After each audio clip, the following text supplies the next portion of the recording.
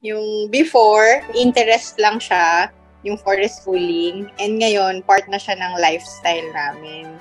Ayan, na-integrate ko na siya sa family namin yung principles of forest schooling. Kagaya kay Yula, yung going outside or within nature consistently. Kasi dati talaga parang, okay naman na pumunta kayo doon. Ngayon sa iba naman. Tapos basta labas, gano'n. Pero mas maganda nga yung may consistent siya, yung regularly kayo nandun sa lugar na yon. Tapos, ito yung isa sa akin, yung naging stronger mama. Kasi naging mas prepared ako. Kasi diba, yun nga, na-equip kami dun sa mga sessions natin, tsaka yung mga knowledge na pinapag-aralan natin. Tapos yun, naging knowledgeable.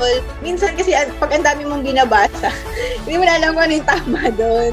Or kung ginagawa ko ba siya ng tama. Pero ngayon, parang, syempre, si teacher siya authority kung forest schooling, di ba? So, parang yun, naging knowledgeable and confident na tama yung ginagawa ko, tama yung pinapractice namin. Tapos yun, yung nag-grow na ako siguro, ano bang tawag sa amin? As a forest school advocate. Parang ganon. Mas naging stronger yung desire to share din sa ibang tao para yun nga kagaya ng sinabi ni Yula, makita nila yung beauty ng forest schooling.